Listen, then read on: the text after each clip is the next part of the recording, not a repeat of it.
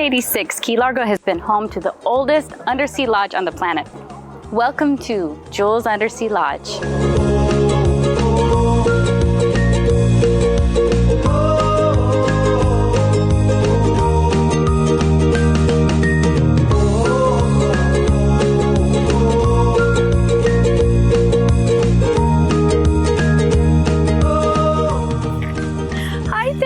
Brandy? Oh my gosh, it's so good to see you. Oh, great. Thanks for coming. I have been wanting to come here for so long, so I am so excited to be here.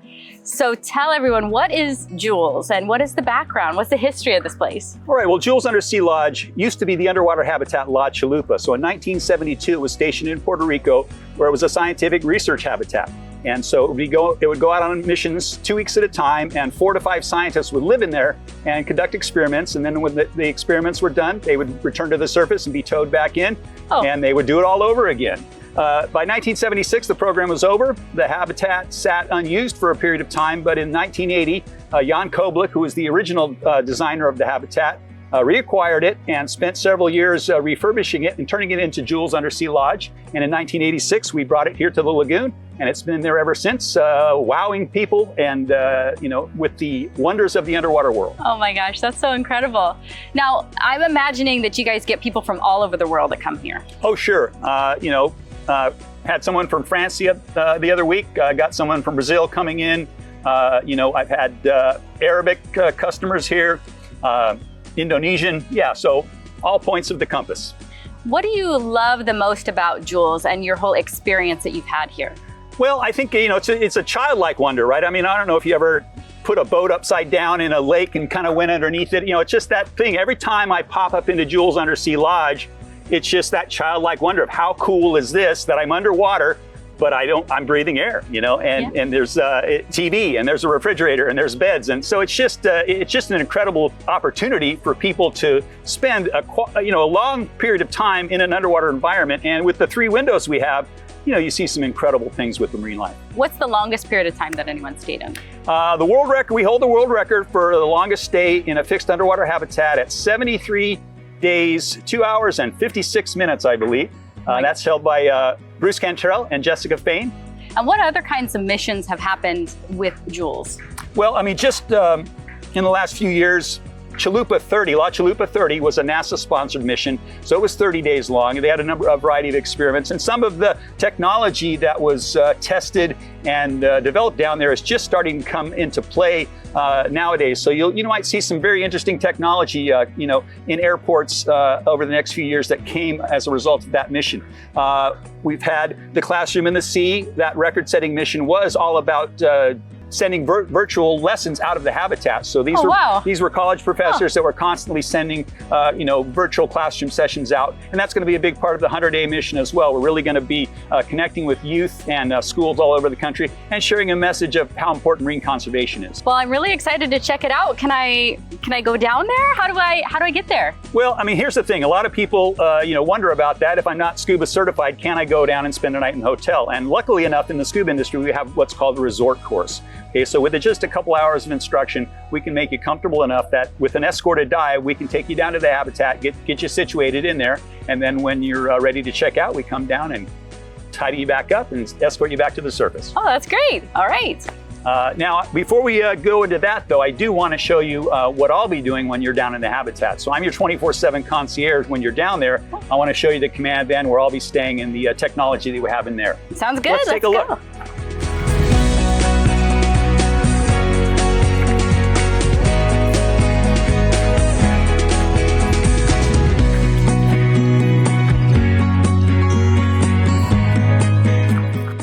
All right, well, Brandy, this is the command van. Oh my gosh. And this is my home for the next 24 hours. This is so cool. And so this is our webcam in the moon pool. And so that's the area where the water is. So this allows us to watch, should the air stop, we can see if the water's rising. We could act on that if we needed to. Down in the habitat, there's handsets in both the common room and the bedrooms, and if you pick up the handset, it's going to ring directly up to that intercom there. Oh, wow. But nowadays, We've got super strong Wi-Fi. In fact, we have some of the best Wi-Fi in the entire compound down in Jules Undersea Lodge because you'll be the only one using it. Oh. So we can just communicate via text and phone. Oh, that's awesome.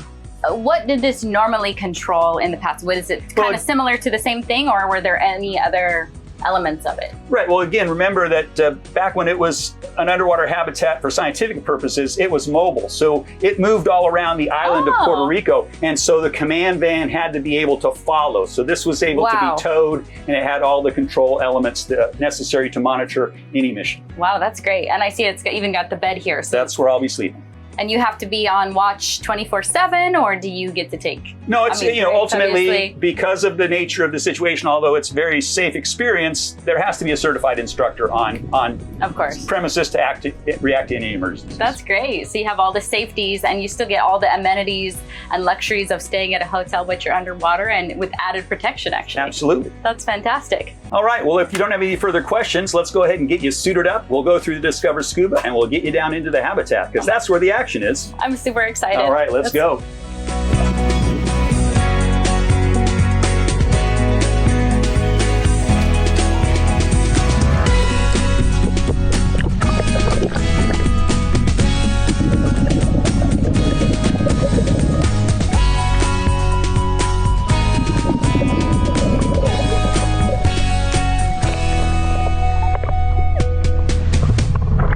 Don't go anywhere. We've got lots more with Hotel Incredible when we come back.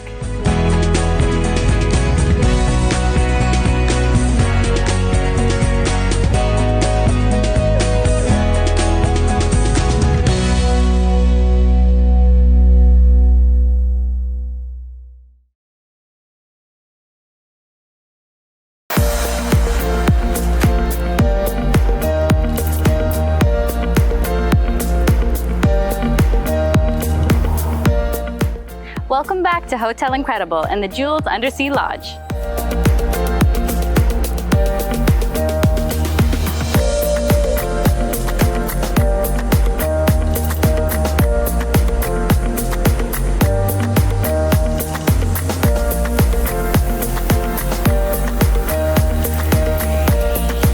All right, well, welcome to Jules Undersea Lodge.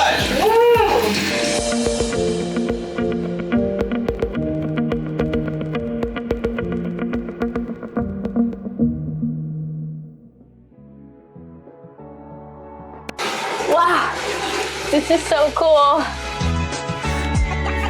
Welcome to what we call the common room.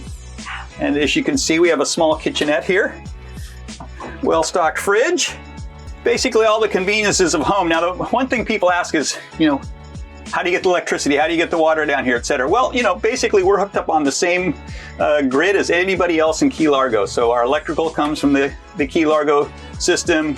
Our sewage is processed the same way. We pump our sewage to the surface. The water, part of the Key Largo water system. So everything's basically the same. It's just a matter of doing the work to get it down here, running the wires, running the hoses, et cetera, to make it available to the habitat. Oddly enough, people wonder about connectivity. We got the best Wi-Fi in the compound down here in Jules Undersea Lodge because when you're down here, you're the only one on it. Man, I can't believe you even have a microwave. Well, one thing that you have to understand about being in the habitat, when you're down at depth, air is compressed. And so right now you're breathing about 1 2/3 the amount of air that you would at the surface. It's just compressed so it doesn't feel any different. What that means, it is also like you have more oxygen. So on the surface, we have 20% oxygen in the air. Down here, it feels like 37%. Huh. And so you don't want to have, with increased oxygen, you don't have open flames. So we don't have heating elements. You don't get to bring your hairdryer down here. We don't, no gas stoves, anything of that nature. So it's either microwave or coal. Wow. Or it's the pizza delivery. So tell me about that. So I did see that online that people get pizza delivered down here. How does that work? Well, basically, we can deliver anything. We're known for the pizza delivery. Now, if you Google scuba diving pizza boy, you see That's me. you. Yeah. But, ultimately we'll do anything, so we'll bring anything. We had somebody down here the other day that wanted a little something different. So we brought some pasta primavera down from one of the local restaurants. So it's just a matter of deciding what you want to eat and, putting it in the dry box and getting it down here. So, basically anything that has to come down in a dry box or has to come down in some other form to keep it dry. So ultimately, any kind of remodeling, any kind of upgrades that we do requires a lot more thought process. Oh, I bet. So some of the things that are down here are the original from 1986 because there's just no way, like I can't recarpet the walls. There's just no way to make that happen. Right. Wow, that's so cool. So now you have some beds set up here. You have a bedroom. Yeah, we have a complete sleeping area across the way. If you want to go check that out. Yeah, I would love to take a look. All right, let's go.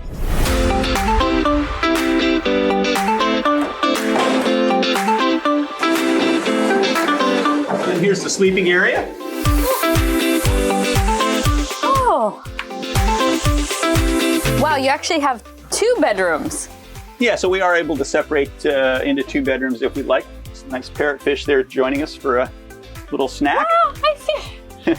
Oh, that's so cool. And that's one of the most unique aspects of being down here is having these 3 windows out into the underwater world and getting to see, behaviors from marine life that you just don't have an opportunity if you don't have an option of sitting down here for hours and staring at them. So, we've seen all kinds of cool things. We see flatworms cleaning off the windows. Saw a sea spider, very small sea spider the other day dancing on the window that we were able to get a picture of. Seen some of you saw those comb jellies coming in, yeah?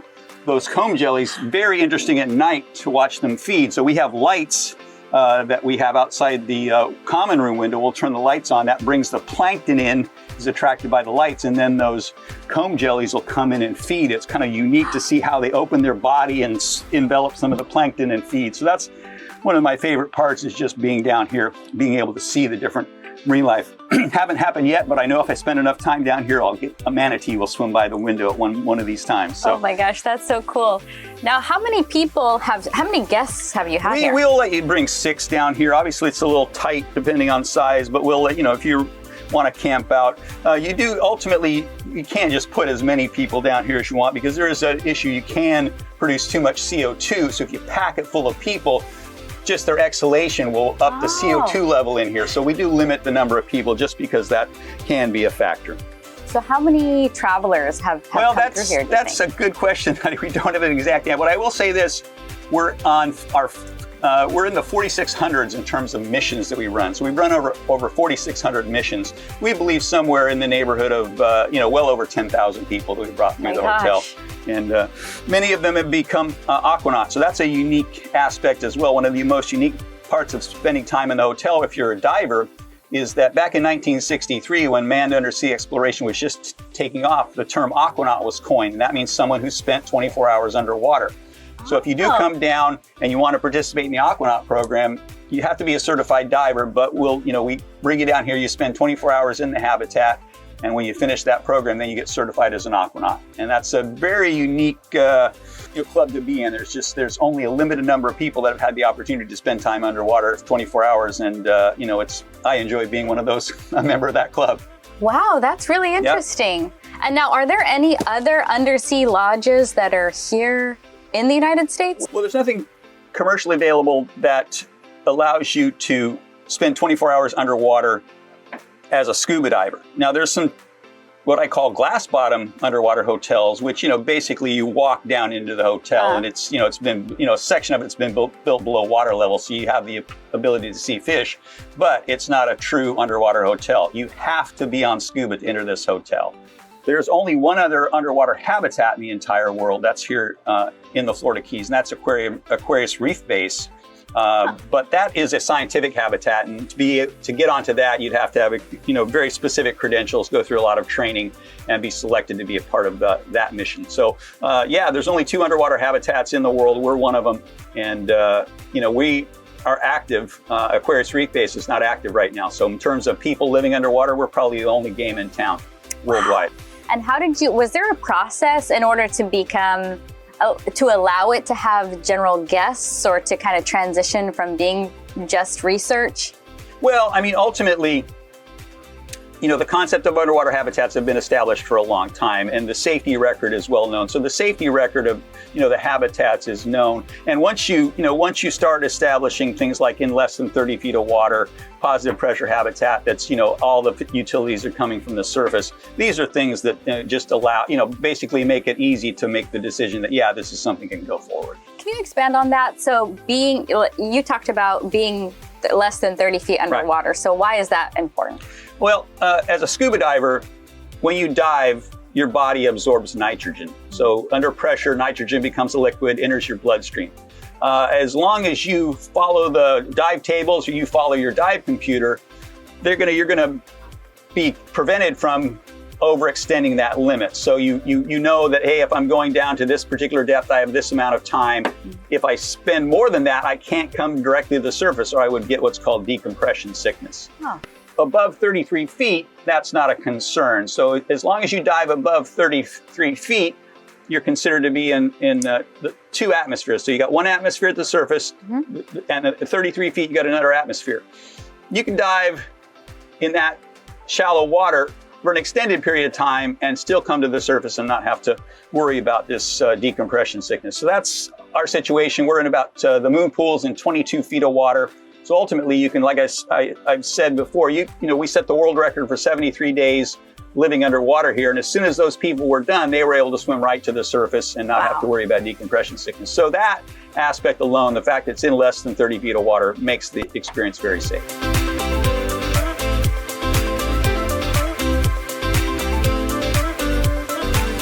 Don't go anywhere. When we come back, more with my interview with Thane and his unbelievable undersea lodge. You won't want to miss it.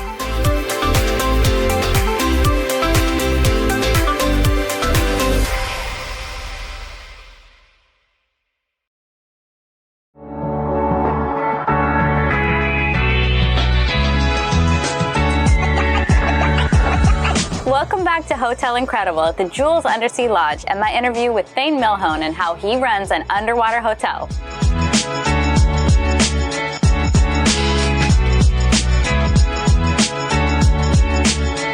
Any sort of regulations where they have to come and do checks and make sure there's safe? Like with a normal hotel, they'd have to check on that you have your fire extinguishers and that you're up to code and these different things. Do you have something like a similar process, or is it different because you're a whole different kind of animal? It's different in that, we're very unique, so ultimately a lot of this was established, at the inception.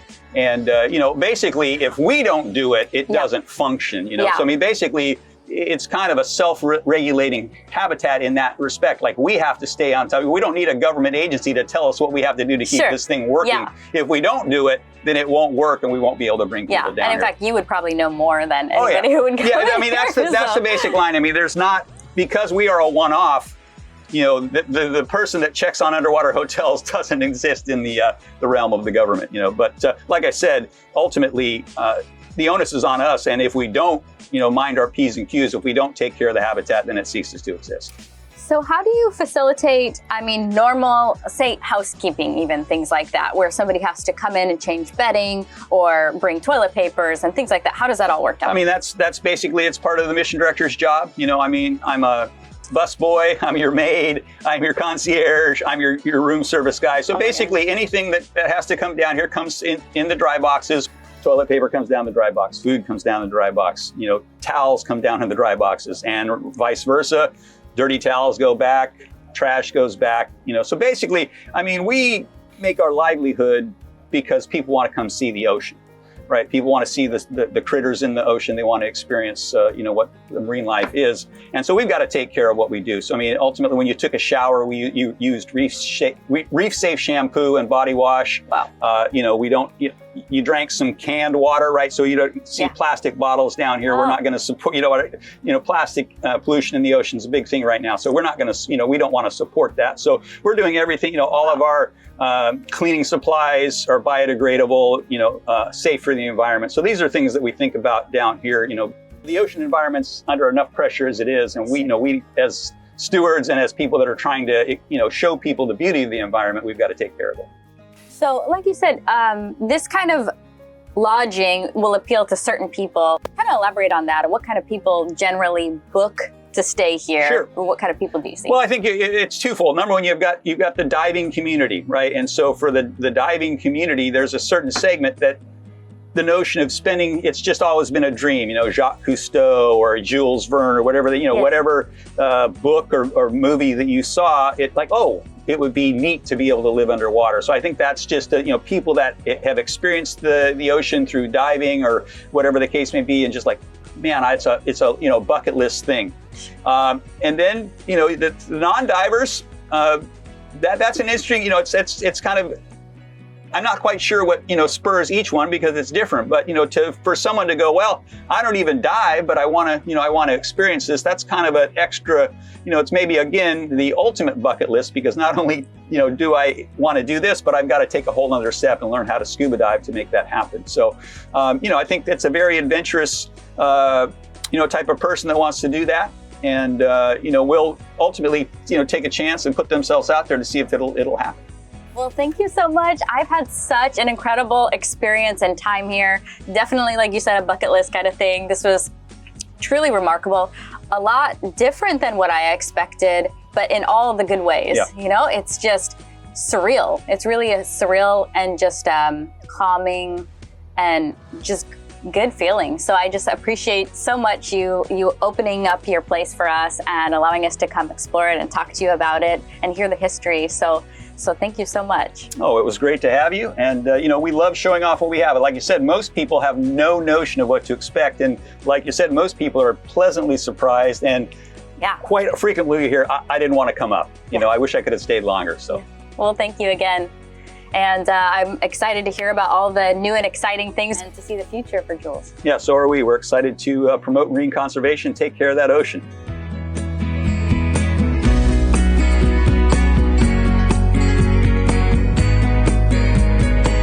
Wow, what a truly incredible place. What I love about my interview with Thane is how he explained that he was able to see the vision in something. He was able to see that this property was before a research lab, and now he's converted it to a lodging establishment. To be able to see that purpose when it wasn't already there is truly incredible. At a normal hotel where you can charge $65 to $100 plus per night, that's just for a normal stay. But in this case, Thane's able to charge well over $1,000 per night for the experience. Well, I'm Brandy Connor with Hotel Incredible. See you next time.